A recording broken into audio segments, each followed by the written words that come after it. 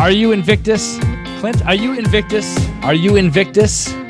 What does it mean? You know, when I started the Invictus Mind podcast, my goal was to unite a bunch of people who had a similar ideology or similar characteristic traits. Invictus means unconquerable. So it's an old Greek word for means unconquerable. Unconquerable.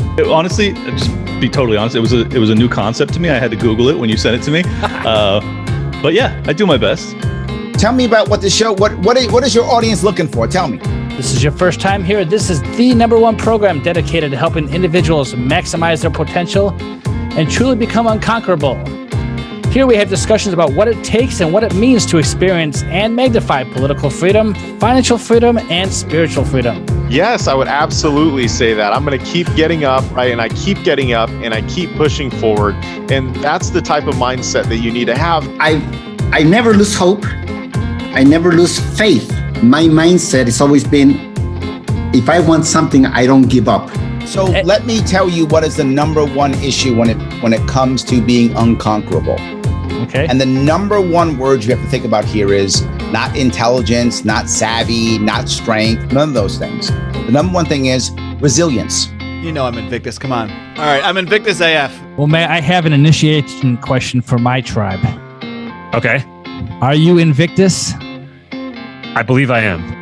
So yes, I agree. I am Invictus. I totally agree, man. And I think that if there's anybody on this planet that's unconquerable, it's probably me. I am not the type to take orders, and I am definitely in a position that I can stand up for myself right now. So. And I was like, no way, I know what that word means now. Yeah, man, very cool concept for a show. You didn't ask me if I was Invictus.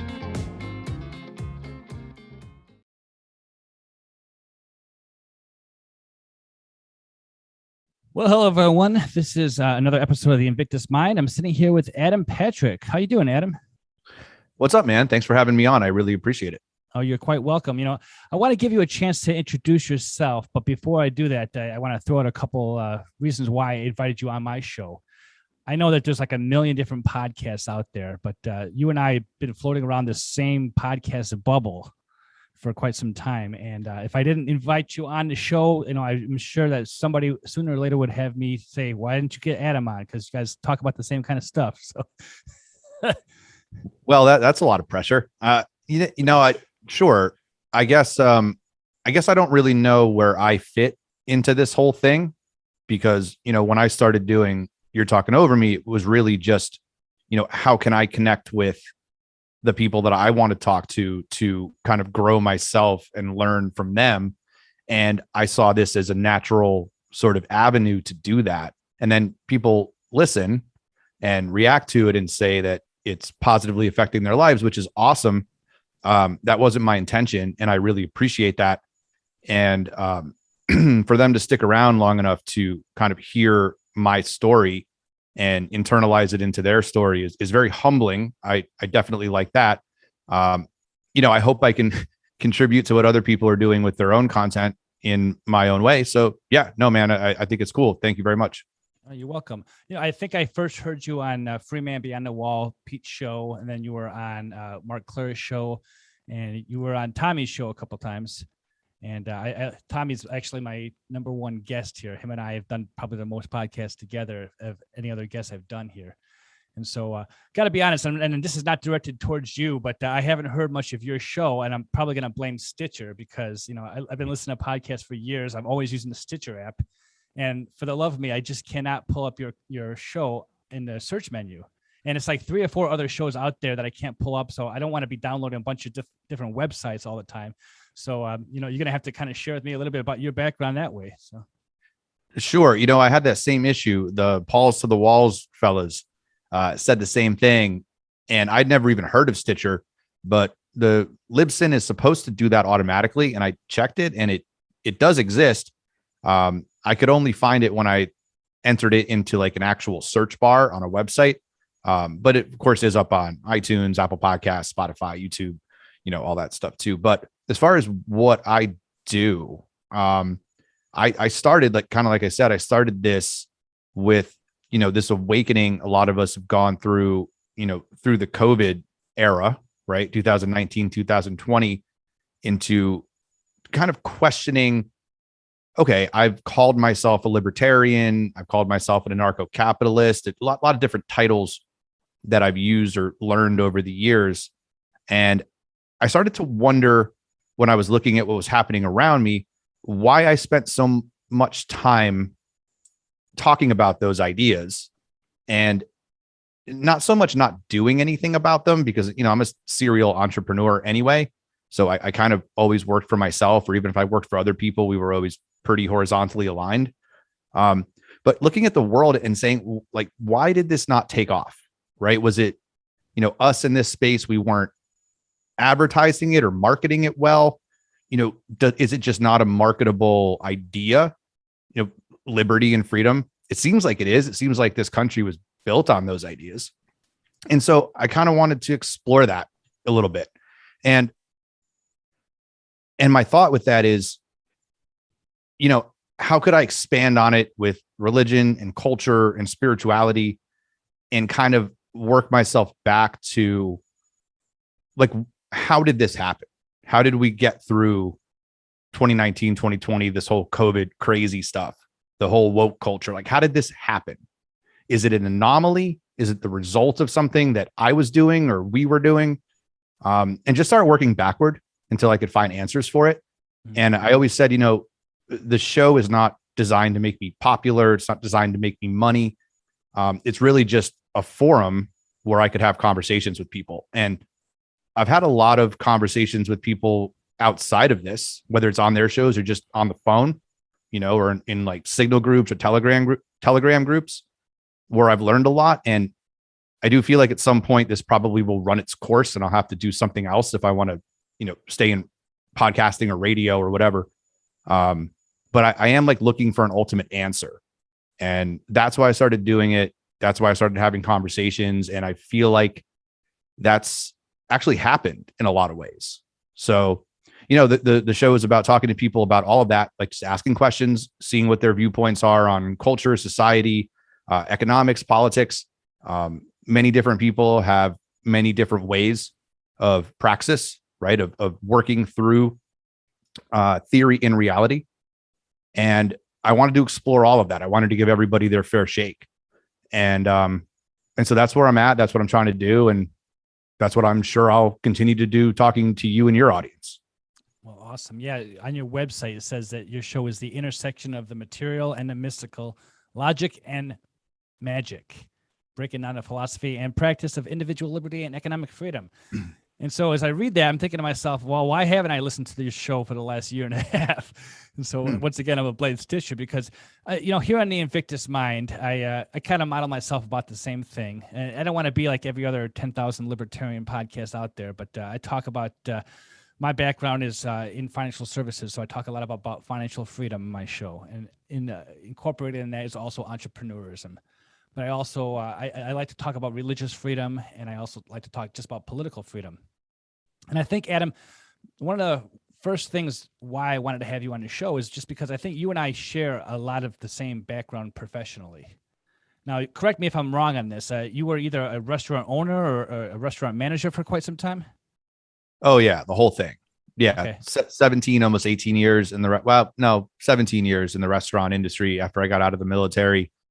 Basically lied my way into it, forged a resume, backed it up like fucking awesomely. Yeah. And basically owned, operated, managed corporate restaurants, cocktail bars, clubs, barbecue restaurant, like you name it, to the point where, I achieved every goal I wanted to achieve. I hit all the metrics I wanted to achieve. And, I was always going to be out by the time I was 40 anyway.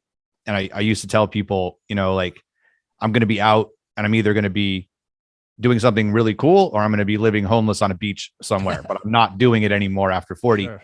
And, heaven sent, here comes this COVID nightmare.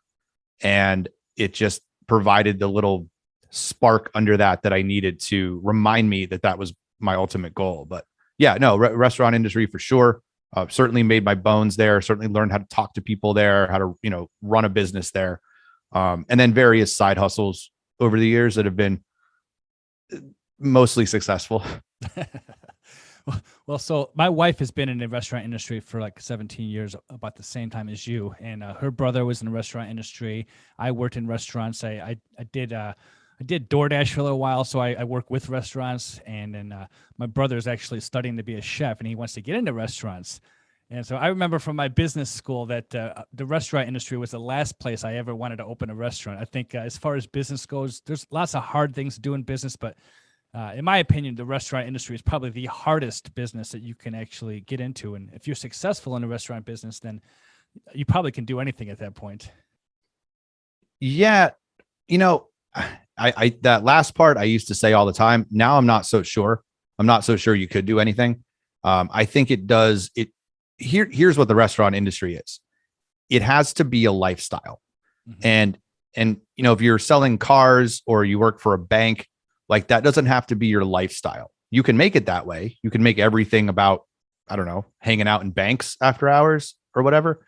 But if you're in the hospitality industry, and especially restaurants, like aside from hotel management, if you're in restaurants or bars, you're owning and operating, or you're managing, or you're just tending bar, or you're waiting tables, or you're cooking in the kitchen, or you're a chef, it tends to be everything you do and the entire encompassing of your life, right? So a lot of relationships break down. A lot of people end up in like substance abuse problems or alcohol abuse specifically, a lot of indulgences, too much eating, you know, too many late hours. And it becomes like, okay, when my work day, quote unquote, when I decide my work day is over, who are my friends? All of my friends are restaurant people. So in order to associate or socialize with anybody, in order to have some kind of social life, I'm usually either visiting them at their restaurant or bar, or we're getting together and we're going someplace neutral to, you know, meet somebody else who's working there. It becomes your entire life. And I'm sure that you could work out a balance where that wasn't the case, but, and maybe more so now, maybe more so it's going to become a little bit less of a lifestyle and more professional, but that's not how historically it's been. And, you know, I don't know if that's good or bad. It's just what it was. I got caught up in it. Almost everybody I know got caught up in that. And, you know, at some point I had to like check myself and say, like, I'm not, you know, my life isn't defined by this industry, by what I do.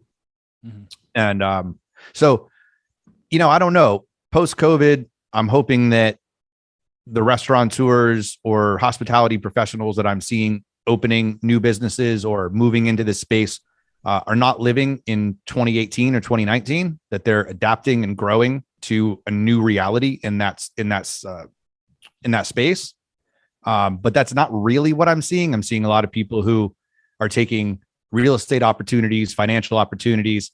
They're seeing a bunch of places close down and they want to capitalize on the revenue they could get, thinking they're living 2 years ago, 3 years ago. I didn't want to be part of that world. I don't think that's going to work. I think the people who are going to be massively successful moving forward are working with cloud kitchens. They're working with a lot of to-go. They're streamlining orders. They're lessening their front of house staff. They're learning to work more themselves. So I don't know. 10 years ago, I would have talked people out of getting into this. I feel like I'm still doing that, which maybe is why my consulting business never really turned me into a millionaire, because 80% of the people I would talk to, I would tell them that they're not right for this and they shouldn't do it. And, you know, some of them still paid me anyway. So I suppose it wasn't a total loss. Right. Yeah, I remember, I'm dating myself now. It was almost 20 years ago. I was actually a bartender for a while. And you're right. It is a lifestyle. You know, you work all night and then, you know, you mix in with the wrong crowd if there is such a thing as that. But, you know, as a bartender, you know, we work and we close the restaurant at 1 o'clock in the morning when everyone else is finally going to sleep. But even on a Friday night, you know, people are all already drunk at that point in time. So like, you're not going to hang out with anybody. But then the bartenders be like, okay, well, we want our social time now. So like we went to places that were open till 4 a.m. There was always the bartender's bar that you would go to. And it's like, okay, I don't necessarily want to be going out Friday night and Saturday night till 4 o'clock in the morning and hungover all the next day and everything. So it's just like, I can't deal with that. And my wife, like I said, she's been a waitress for a long time. And, you know, her and I are always having conversations about Friday nights, Saturday night. This is when people go out and hang out, but you're out there working. What am I doing? You know? So. Yeah. Well, I mean, I knew one guy when I worked in Seattle, one guy who managed family life, a wife, kids, really had a balance. And he had to work towards that. He got to a high level management job where he could, kind of set his own hours. So you have to get to that point, and then you have to hold yourself to it, right? Then it becomes about personal responsibility. Mhm. He was the only person I've really seen be able to do that when he was left to his own devices. Like, I didn't do it well. If anything, I did it like the wrong way the whole time.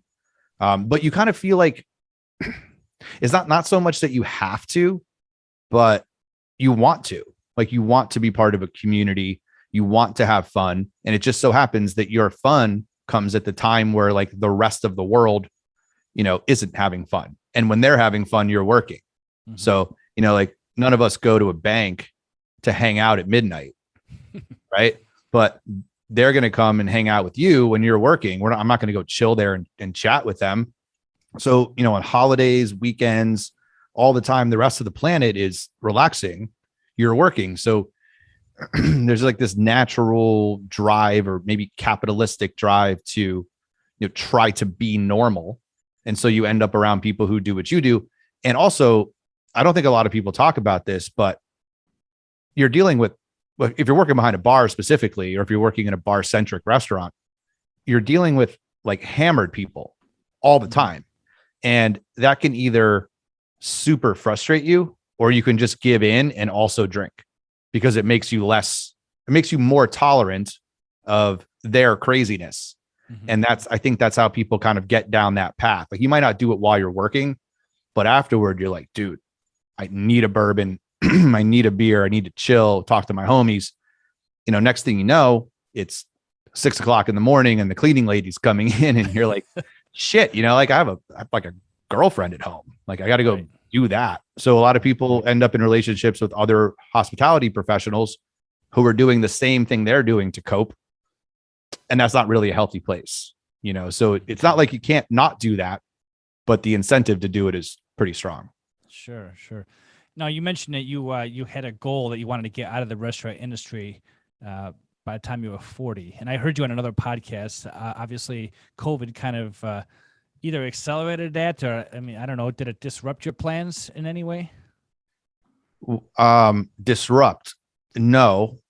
Definitely accelerated my plans. It, as painful as this is to say, because a lot of people, well, probably most people, were negatively affected by COVID. I don't know if I just reacted well or kind of saw it early. I mean, that is true. But maybe lucked out a little bit too, where it actually ended up being the last couple of years were probably the most blessed that I've personally lived in my life, amongst the most blessed anyway. And, some of that is being older. Some of that is having some life experience. Some of that is making huge mistakes in the past and learning how to grow from them. So it was good timing.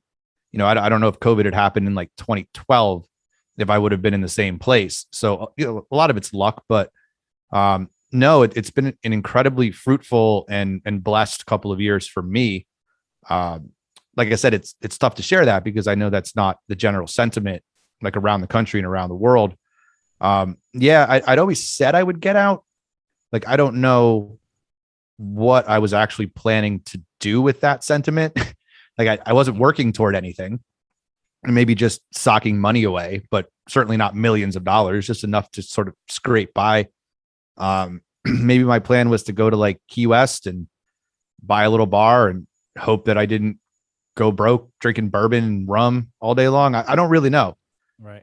I guess we set goals and we don't really always think about actuating them, which is weird from somebody who's like set so many business goals. My personal life wasn't really a focus of mine until the last couple of years. So maybe the focus on making myself a better person and making sure I was surrounding myself with better people, for me, that's an arbitrary metric, but better people from my point of view, sort of helped get me towards that goal. I can't tell you what I would have done if this hadn't happened, because it didn't happen. So no, I just feel very lucky and very blessed to be where I'm at, and have been able to capitalize on what for a lot of people is not a good not a good occurrence. Yeah, I'm glad that you said that because I'm one of those that felt blessed in 2022. The whole world changed. Some people call it the apocalypse and what have you. Everything is different now than it was just 2 years ago. But I've been an entrepreneur most of my life. I've been listening to good counsel from people for a long time, and so when everything shut down, my life wasn't really disrupted that much. My wife was out of work for a couple months, and she went through her phase of depression and everything like that. And I'm just like, it'll be all right. We can take care of it. Luckily, she was able to go back to the restaurant, and her boss is like very loose on the restrictions. She doesn't have to wear a mask or anything like that. But that preparedness for catastrophe is really what I think was important to know. And I'm glad that you shared that with me, because when things do, and they will continue going forward, hit the fan, the proverbial shit hitting the fan, having that preparedness so life doesn't just like sweep you on your ass and you caught off guard.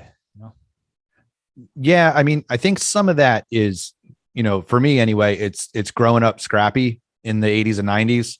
Like, it's probably the 90s was the last real free decade. And, we could get into, if you want to, the ramifications and consequences of that. Maybe it wasn't always, or it wasn't all as positive an outcome as we saw at the time or we remember. But the kind of the scrappiness of growing up in that time, and a little bit of military training, and in the restaurant industry, you learn really quick to, react on the fly, fix things that are broken without a lot of help. You might be dealing with 300 customers, 10 of them need something at once. Half of them are hammered. You learn how to prioritize, how to think quick. And maybe for me, what it was with COVID was that in my personal life, I had to think quick for the first time in a long time. Like, I got very comfortable in the restaurant world, relatively well known, at least in the States, if not a little bit of Europe, like relatively well known. And then I had a huge break with that community when COVID hit. I was saying things that were not generally accepted by that group of people. Bartending, craft bartending, the restaurant, it tends to be a very progressive, socially progressive industry, which I'm totally fine with, socially progressive. But that manifested itself, as I'm sure you and your listeners know, into a very like COVID crazy culty thing. And I wasn't looking at it that way. And I realized like how quickly these people were abandoning me. And then rather than look at that as like I'm losing all my friends, I looked at it as, well, what a freeing moment. Like, I'm no longer held down to, conform to this. I no longer care what anybody here thinks about me. I get to do what I want to do and not have to worry about the consequences of it. So there's a lot of that too, and again, it's about what you're looking for and what you've kind of trained yourself to do when something comes out of nowhere. Mm-hmm. I hesitate to like give people advice because I don't know their situation. I can only tell you what I did. But I think I was like trained and tuned to thinking in the moment that happened. My industry was like, literally shut down. I mean, you saw it, your listeners saw it. We couldn't work for 2 months. In those particular types of situations where there's something devastating or life-threatening or immediate that I have to react to, I do very well in those situations. And I think I needed that to break myself out of this sort of comfort zone that I'd been in for the better part of a decade and a half, which I've talked about as well too. It also broke me out of my mental and spiritual comfort zone, or my libertarian comfort zone. And all of that was really important to kind of move this dialogue forward and try to, I feel like I've been playing catch up with, my life, where I was sort of involved in asking questions and being a little philosophical and a little practical, but I was so focused on one thing and one thing in particular that now I feel like I'm rushing to catch up and making some mistakes along the way. And, but this is what I do. This is what I do in the moment, is make mistakes, react, try to be proactive, do better the next time, apologize if I do something stupid. It's just, I'm tuned to it. So I don't know if that's a trait that people should work on, or if it isn't, or it's just me. I don't know. I can only like share with you how I benefited from it. Again, I feel lucky and blessed to be in that position. So Well, one of the things, Adam, I got to be honest, I respect you about is that you do ask the right questions. You know, there's a lot of stuff going on. I'm going to differentiate Liberty podcast world and the Liberty Twitter world, right? Because, I think Twitter is much more toxic than the podcast, at least the ones I listen to, because people who have podcasts or who are featured on podcasts, they're the ones asking questions. I believe it was Mark Clare. I don't want to misquote him, but he said that, from all the stuff that happened in 2020, if you're not looking at life differently for the last year and a half than you did prior to that, then you're really not living, because there's a lot of people out there who just kind of stuck in this, okay, it's still 2019 world, or maybe we're going back to the 2019 world. And I think you and I can probably agree that we're not going to go back to that direction. So asking the right questions about, your personal goals, your life goals, your spiritual goals, things of that nature. I think that everybody should be doing that if they're not already. Yeah. And well, I mean, not everybody should be doing it like in front of the entire world or, even in front of a few thousand people. Because I try to keep this in perspective. I mean, even the most popular libertarian podcast is not really known by most people who exist. Yeah. Right. And I'm under no illusion, even though I'm not trying to be, even if I was trying to promote this, make money off of this, become popular, I'm under no illusion that really at the end of the day, no one is listening to me. Right. Like I might reach a few thousand people an episode. I might interact with like 12 of them personally. So like, I am aware of my place in the world. I'm aware that I'm not going to change the world. And I'm aware that when I'm on Twitter, most people of consequence are not paying attention to me. And so I've always said with Twitter or Facebook or Instagram or any social media, you should be using it purposefully. And I've always said this for years and years. And if you're not using it purposefully, what it's doing is becoming detrimental to yourself. So I've used it in the past for messaging and marketing my businesses or myself. Twitter, I joined Twitter in like 2013, but I only started using it last year, maybe around this time, maybe in the summer. And I didn't know how to use it. Like I tried a couple different iterations of, trying to get known on there or familiar on there. And then I realized like, just be yourself. Just go on there and do what you always do, which is be honest and talk to people and see what happens. I think if you're not using it purposefully, it's going to be really harmful. And if you are using it purposefully, I think it's important to be humble and try to understand that unless you're some troll and you have a fake profile picture and you're on there specifically to disrupt the system, I totally respect that. That's totally purposeful. But if you are you on Twitter, I think a little humility, a lot of questions, maybe not so many answers, not being so sure of yourself that's just what I am anyway. I think that tends to attract a lot of people who I want to be around. And I don't want to sell a version of myself that isn't true and attract a bunch of people that, if I were to revert to being honest, I'm going to lose them because I'm not, generating honesty from the rip. So I've made some mistakes on there for sure. A couple pretty big ones that I managed to, one of them seemed like a mistake. It had a purpose. It didn't really go the way I wanted it to go, and kind of like, okay, I'll give in, my bad.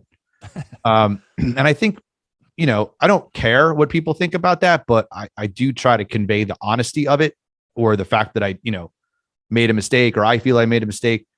And at the end of the day, you just can't take it personal.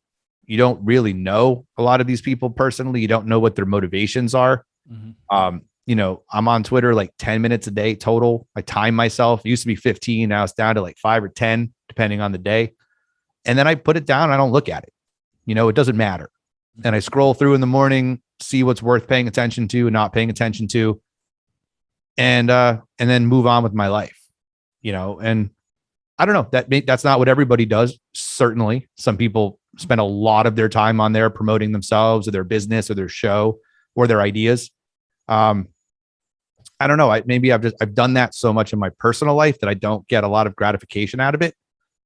So I will interact with people. I think like, oh, this is a cool conversation. Right. You know, like I'd like to learn something from this, and I'll take it as far as it becomes healthy. And then if it stops being healthy, I'll just stop having it because whatever, turn the phone off and go do something else. Right. So again, I don't know if that works for everybody, but that's just kind of been my system. So, well, I definitely agree with a lot with what you're saying there. I'm not very popular on Twitter because I never liked Twitter. I always thought it was toxic. It was negative. I just didn't understand the format. And it wasn't until after doing this podcast for about 6 or 8 months that I realized, well, shoot, everybody who listens to podcasts is on Twitter. So I might as well try to make some kind of presence on there just so I can get a little bit more popularity with the podcast. But I think probably where you and I connect the most, and the way I reached out to you is my philosophy for starting the podcast in general is just going back to Jason Stapleton's program. I think I found you on a Nomad Network, and I'm gonna have a commercial for that because I really think I'd rather spend more of my time on that network because it's a lot more positive environment. You get to know a lot of creators, podcasters, artists, entrepreneurs, and people who are actually moving in a direction of that's going to actually accomplish something rather than just putting out just BS arguments and stating the same old crap that everyone else talks about in a different setting. Yeah, and I joined it relatively early. I mean, it's only been around for a little bit, and I'd been listening to Jason's show since I moved to Seattle in 2015, and I started listening to him on the drive out there. I'm not sure how I got to it exactly, but that was back. It was the Jason Stapleton. No, it was before the Jason Stapleton program. It was called something, the Daily Show. It was the something show. And then he rebranded as the Jason Stapleton program. And he was on with, I want to say his name was Aaron, but I don't think that's who it was. It was like what Matt does now is what this guy did. Yeah. And then Matt came on. I kind of missed that a little bit in the shuffle. Yeah, I was in the Facebook group for a long time. And then he rebranded as Wealth, Power, and Influence. And I was one of the few people who really enjoyed that rebranding. And a lot of people didn't. And they were like incredibly virulent against him. Like they went hard. And, I had Jason, I invited Jason early on last year onto my show. And he was nice enough to do it where we kind of talked a little bit about that because that was something that, started watering the seed of what it is that this libertarian community, this liberty community is actually doing. A lot of people didn't see it at the time. A lot of people are starting to see it now, but I don't know if they really are, or if they think they are, or they're just aligning in the moment. Like, I'm not really sure. But I really like the message of, individual responsibility, making sure, your house is in order before you go judging someone else's. And certainly that gets interpreted as, well, if you're rich, you can do whatever you want. Interpret things however you want to interpret them. That's your job, is to interpret stuff, right? Like, people can say things, but if you say, well, he's saying X, it's like, no, you're hearing X. You don't know really what somebody's saying. What you're hearing is what you're hearing. There's like literally no way to crawl into somebody's brain and really understand what they're saying. So I've always looked at that as it's tapping into my entrepreneurial potential. It's making me self-reliant. It's moving me in a position where I'm not dependent on others, but it's also helping me understand my responsibility to my family, my community, my peers, coworkers, friends, that if I'm not contributing something of value to them, then I shouldn't be expecting to get anything in return. Right. And I think there's a libertarian disconnect there where it's like, well, I have rights and I'm owed these rights because Mises or Rothbard. And it's like, okay, are you? Because I haven't really seen you contribute anything of value to the world. And sure, I'm not going to beat you up, but I am going to ignore you. because I don't know what value you're giving me.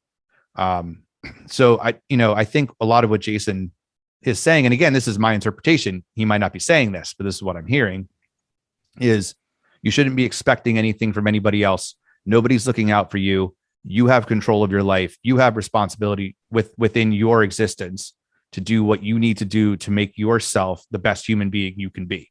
Now, that might be fucking be a billionaire, or it might be just be comfortable enough to live homeless on a beach in Key West. But you have to know that, and you have to understand that and explore that regardless of what other people think about you. And there's a lot of humility there that you can get from Jason's message and many other people's messages, by the way. But that humility, I think, it's hard to hear that from somebody who's telling you how to be successful, right? And he is selling a product, and many people are selling products to you. And so it's like, well, you're telling me to be humble, you're telling me to be responsible, but yet you are selling me this course. Like, I have to pay $300 to hear this. Like, what are you, some discount Tony Robbins? And it's like, well, dude, like when you go to the grocery store, do you say like, oh, it's $3 for milk? Are you serious? Don't you know I need milk? $3? What are you, some like discount cow guy, farmer? Like, what, like the disconnect there is so weird. Like, no one's telling you need to buy that product. No one's telling you that you need to listen to Jason. So just don't listen to him. Or, if you think you have a better way, well, present the better way. Like, why cut people down and tear them down? What is he, like a grifter? Like, whatever, like, who cares? How does that affect your life? So anyway, the too long didn't read of that is I got a lot of value out of listening to what Jason said. I got a lot of value listening to what people like Pete Quinones and Matt Erickson and Ben Armani said, Buck, Mark Claire, like everyone in that circle, I've gotten a lot of value out of. Again, though, this is my journey.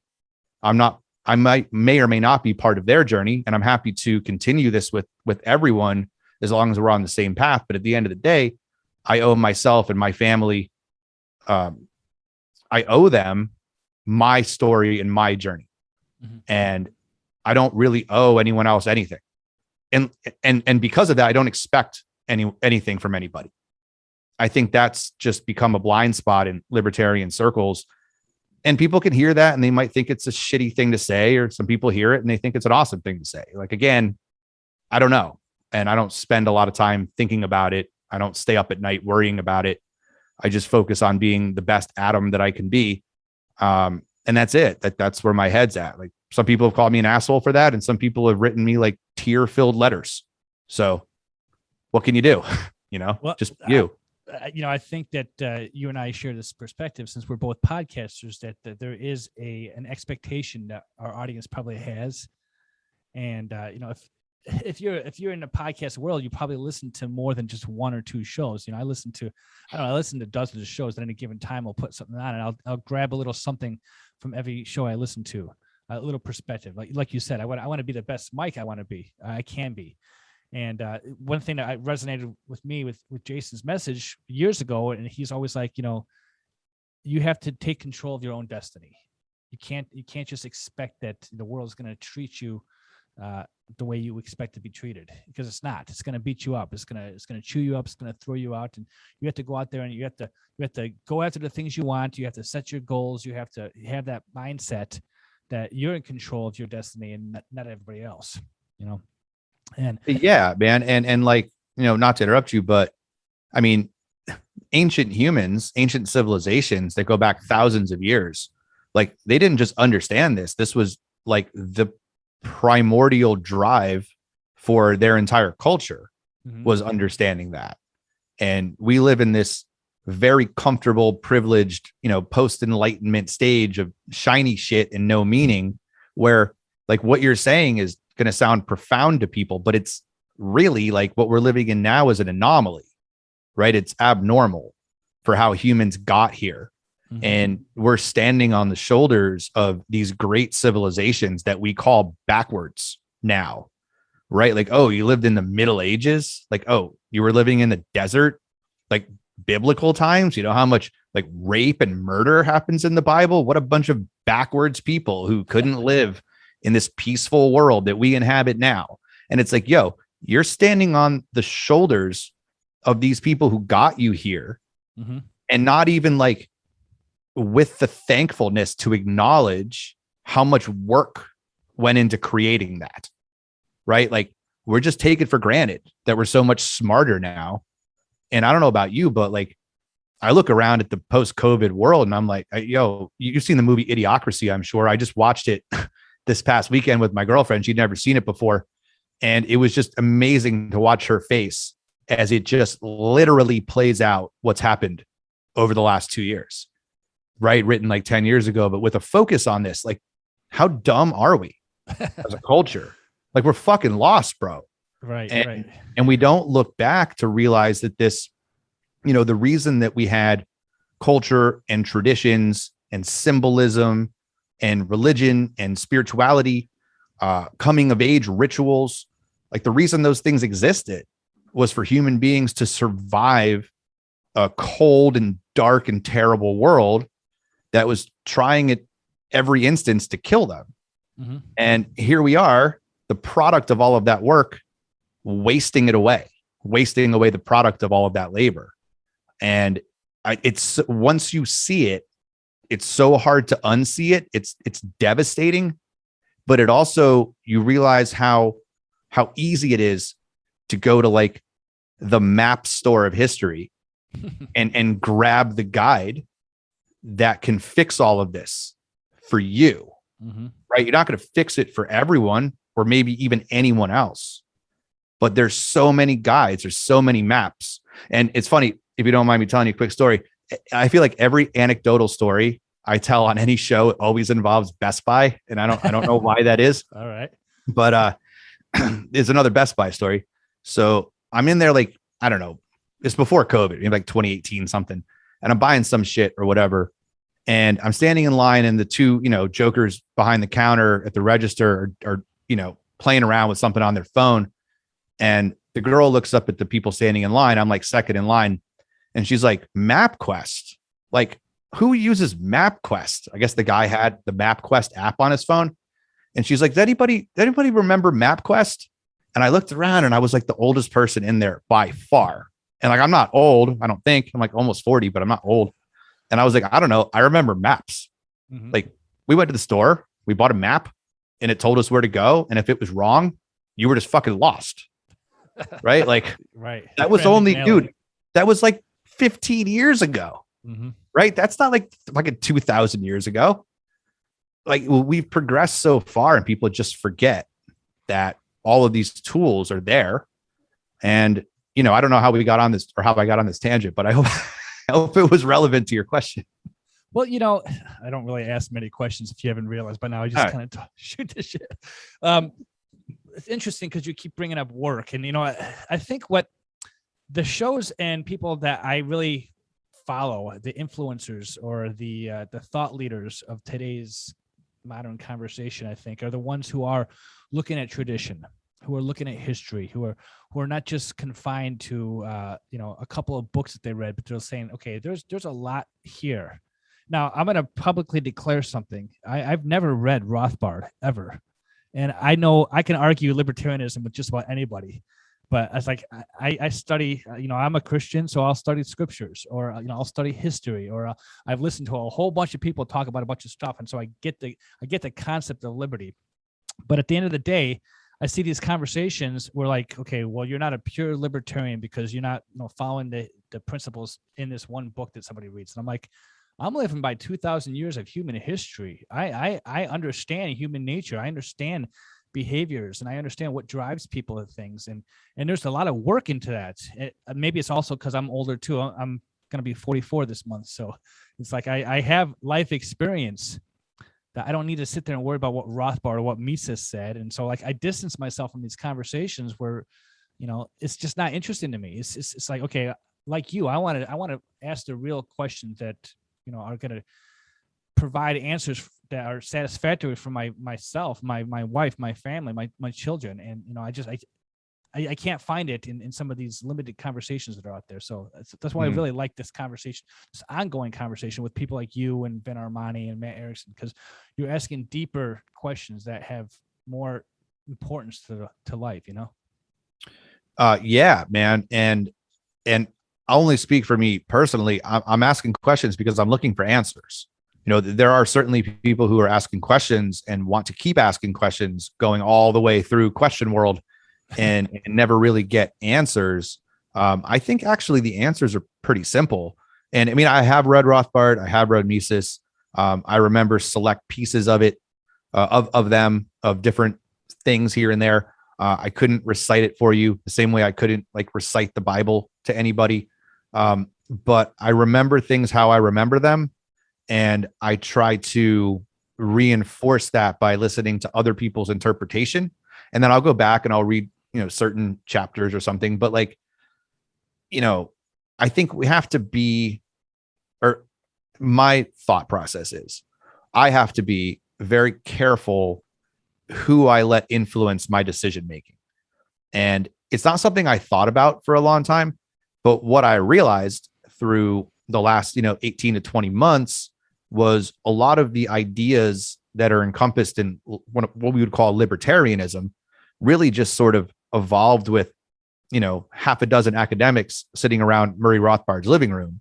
And they were not really ever meant to touch our lips, right? They wrote stuff. It's like if I, created my entire worldview around somebody who'd written 3 or 4 COVID studies and said, okay, this is going to be my entire worldview now.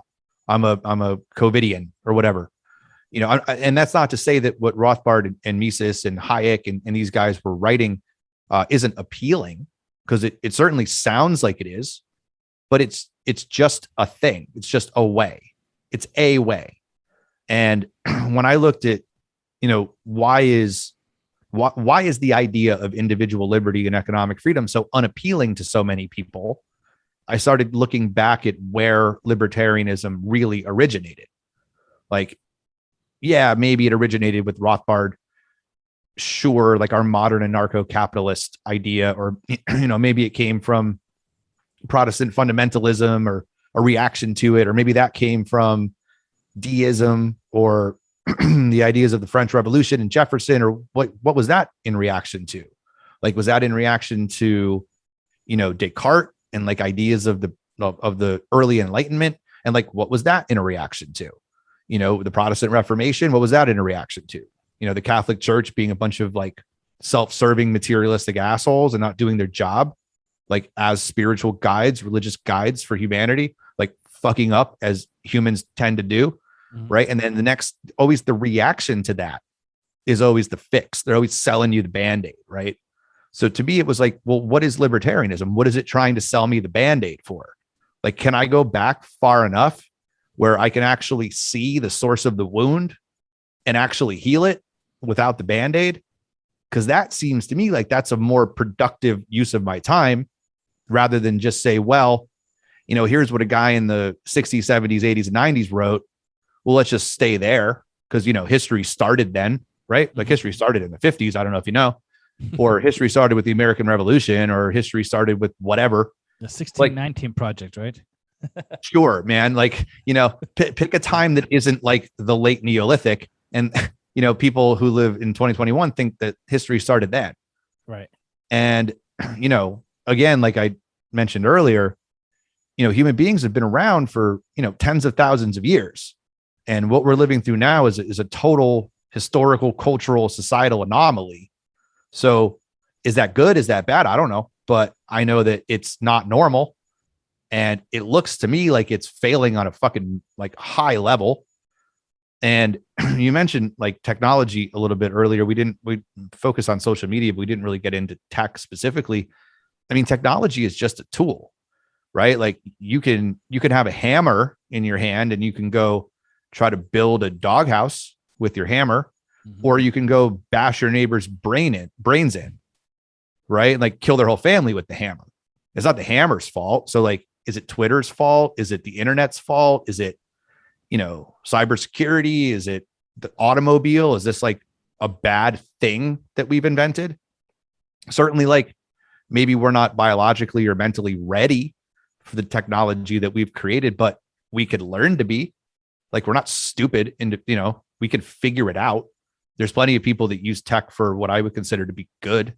Not everybody has to go like Ted Kaczynski. Right. I mean, he certainly predicted what he felt like the masses would do in this particular situation, which, like, honestly, the Bible tells you the same thing Kaczynski was telling you, like Right. what not to do, because it will lead you down a path of darkness. Their technology was a little bit less complicated than what, Uncle Ted was talking about.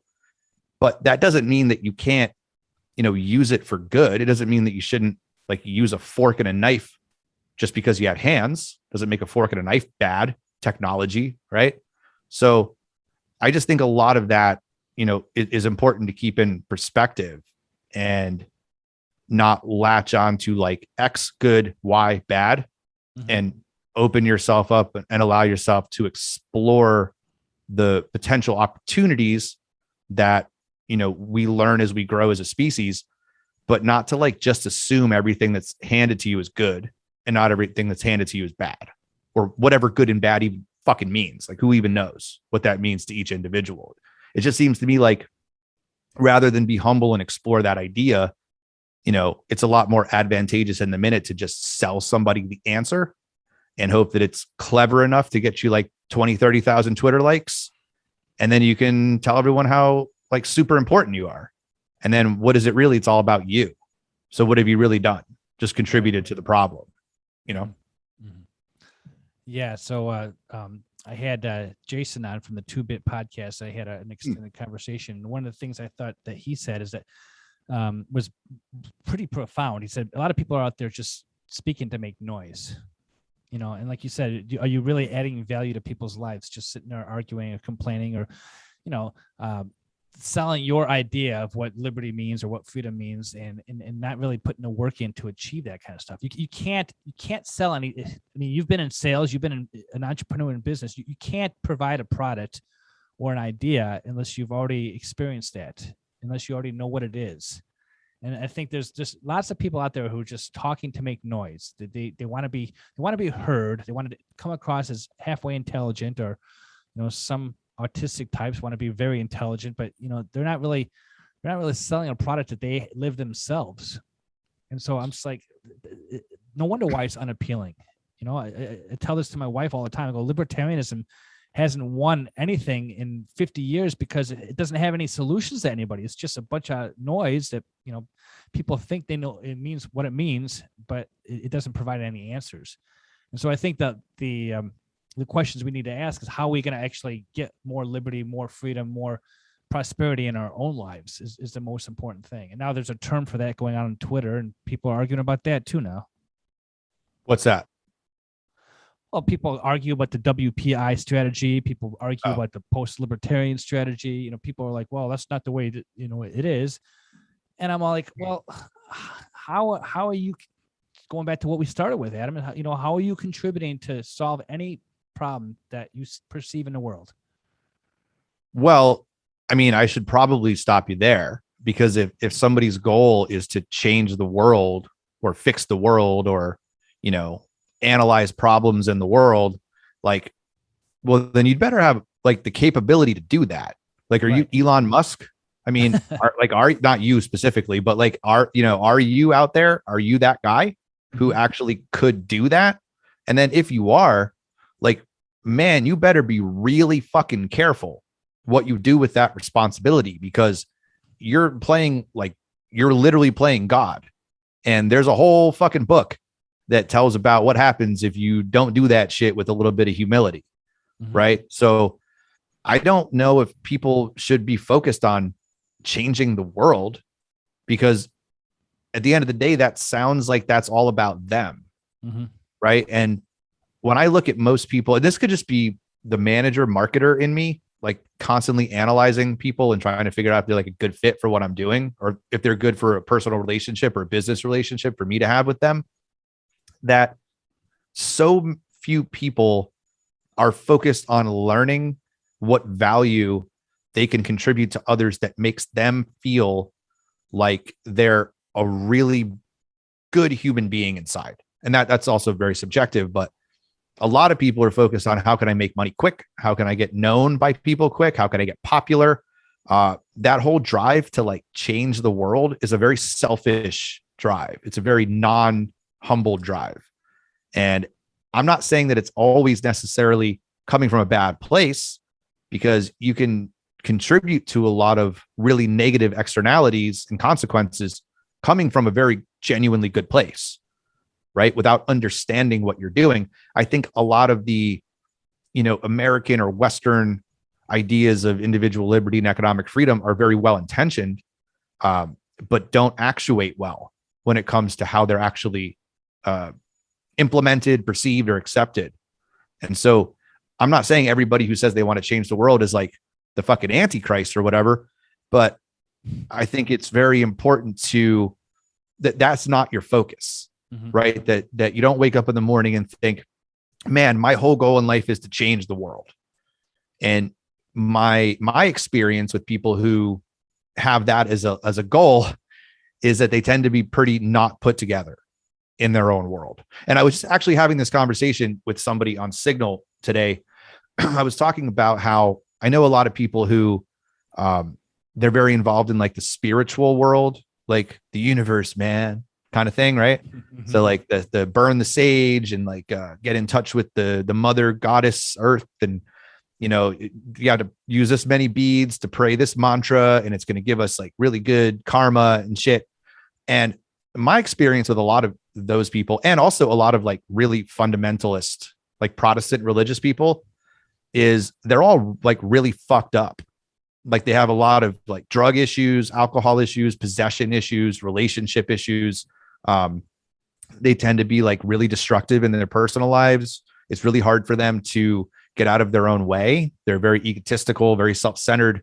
They're always trying to get you to do like the bead thing and the universe man thing, right? And it's like it all becomes about them and like a coping mechanism. And I'm very distrustful of that. You see this a lot in the like born again faith, or Protestant fundamentalist homeschooling world. Like I have a very good friend that came up with me in the 90s that was part of that like born again homeschooling world. Like her entire family is fucked up for decades from that, right? That's not like being anti-homeschool.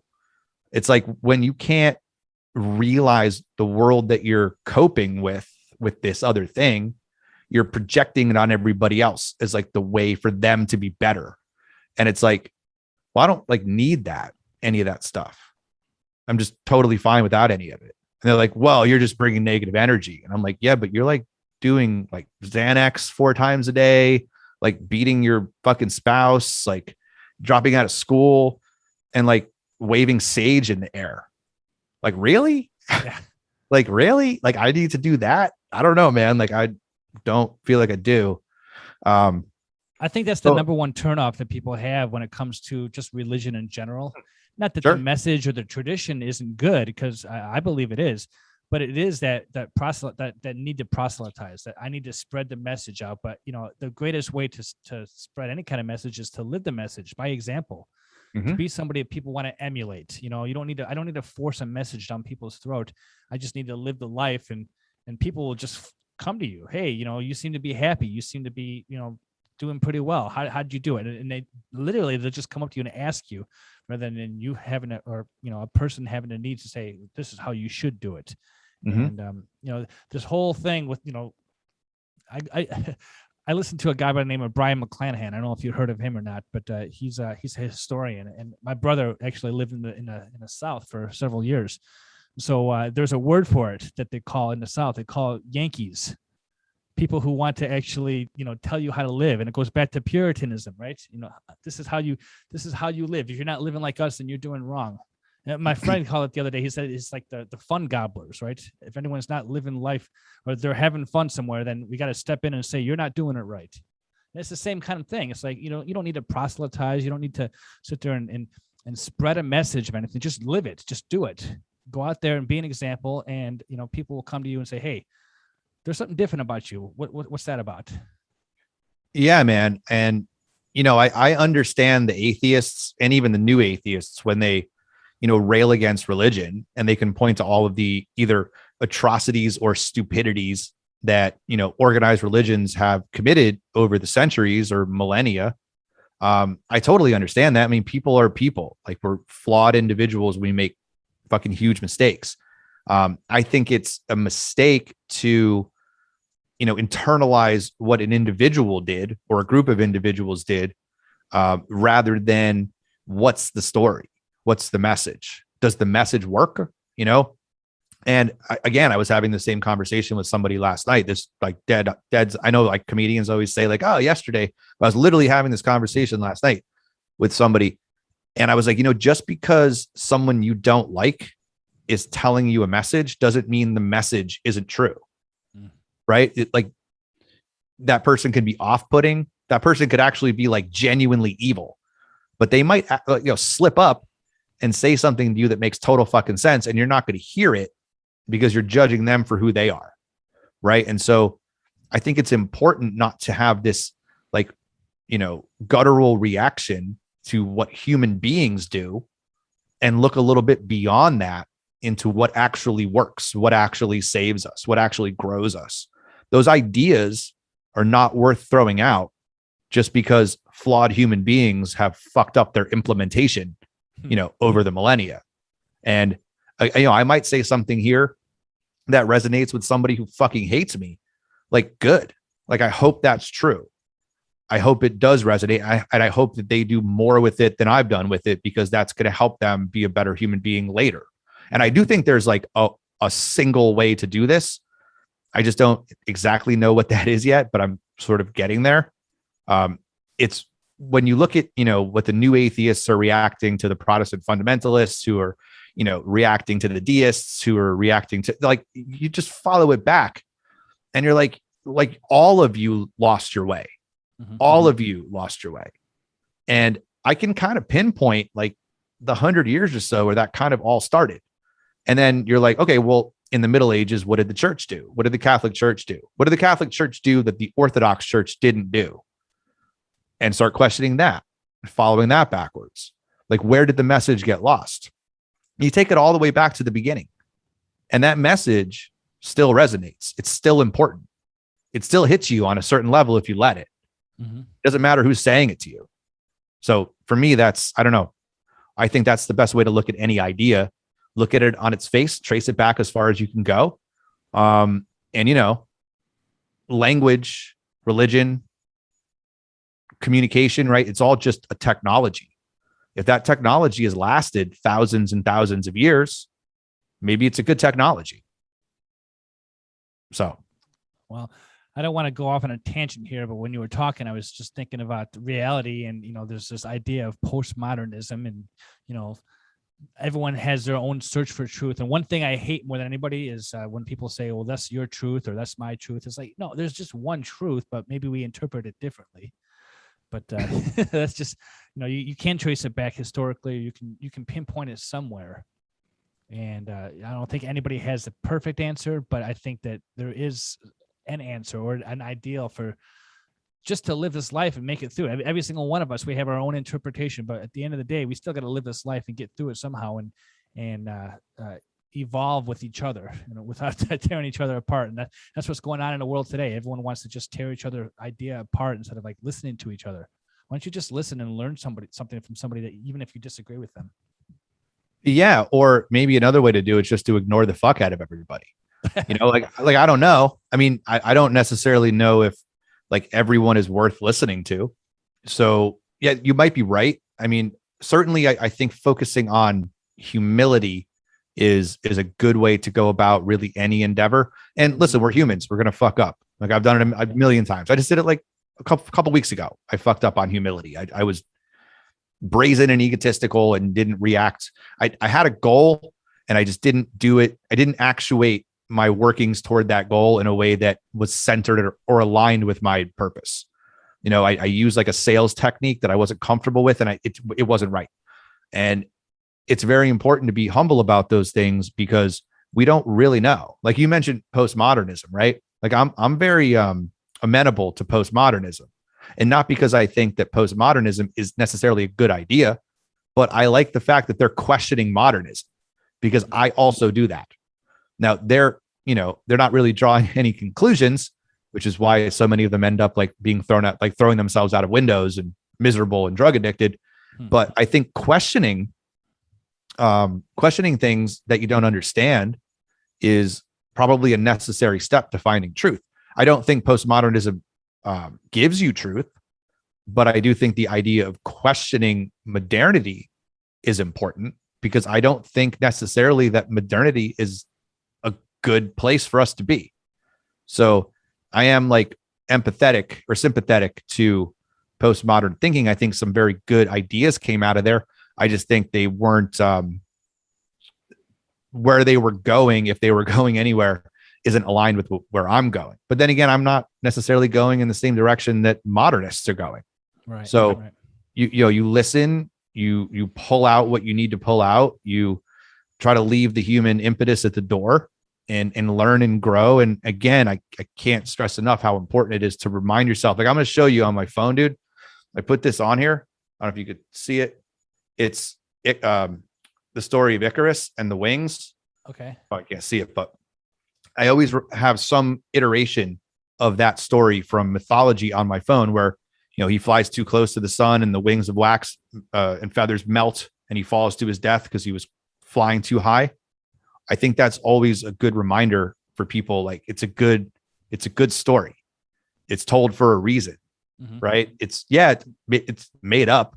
Like it didn't really happen, but it's still a good fucking story. So, we look at like myths and we call them lies, but really they're all of the ancients. They kind of knew these things. Like we're going back thousands of years to that lesson. We didn't learn that 200 years ago. So there's a lot there. There's a lot there in our past that I think we're ignoring because we think we're so much more evolved. And Sure. I think that's a big mistake. Yeah, I like you used the word myth, and I tried to explain that word to a friend of mine, and he thought, just like you were saying, that myth means lie. I look at mythology it's just a story. It probably has some truth in it. It probably has some exaggerations or some things that didn't necessarily happen, but just like the word fable, right? There's lessons in there, and I think that we can all learn them. But anyway, Adam, it's been about an hour. I don't want to take up too much of your evening, but what is your path forward? I mean, obviously, we talked about answering questions. What are you doing to create that life? If you can sum it up, to really create that life that you want, that path that you want going forward. What is it you're looking for the most right now? So my ultimate goal is to, especially now that COVID sort of chased me out of brick and mortar stores, which I've always liked. Mobile income is certainly important for me. I don't need very much. I don't have very many things.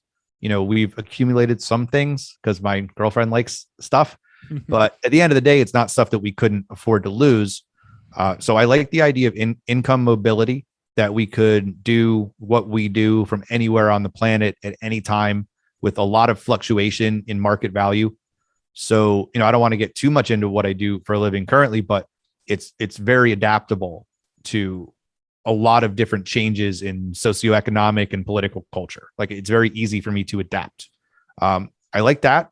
I think I like doing what I do because it provides value to people and it helps them get into, better opportunities for themselves. And it makes me feel very good to do that. It makes me feel good to, look at, person A and person B and help them find the commonalities in a relationship that can make both of them more prosperous in the long run.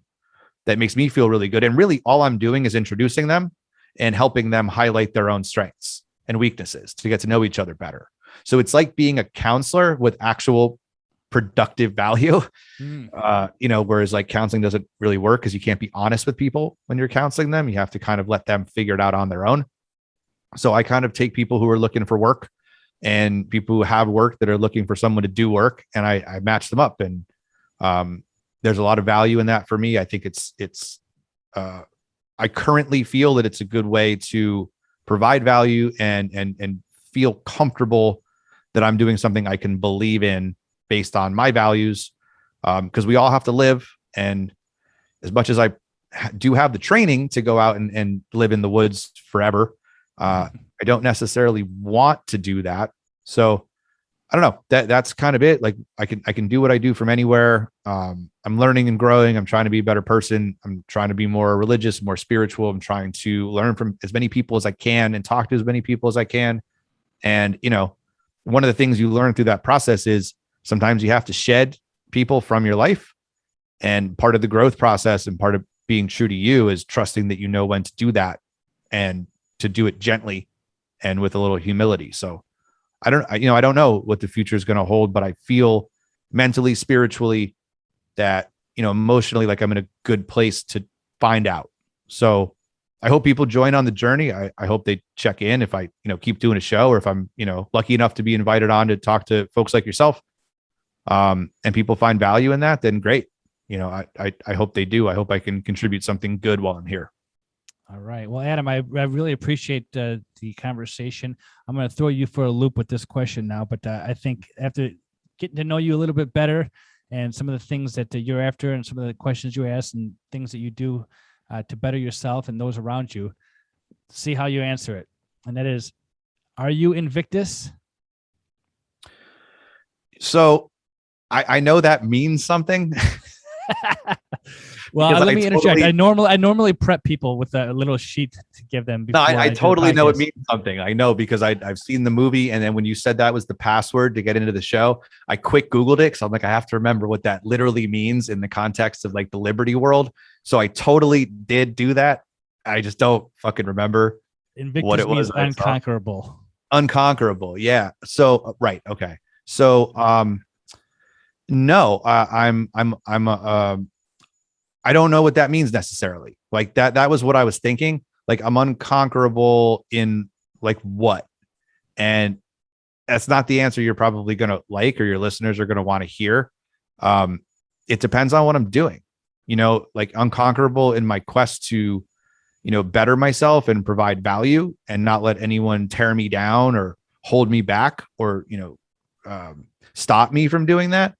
But like, I'm certainly conquerable when it comes to my own ego and, flaws that I have. I hope that people do stop me and teach me and help me through it. So in some ways, yeah, like I'm totally driven to make sure no one stands in my way. And in many other paths, I hope that people do stand in my way and push me along a better path if I'm on one that isn't good for me. So yeah, like, again, I don't know if that's the answer that you like, but that's what popped into my head when I quick Googled that word last week.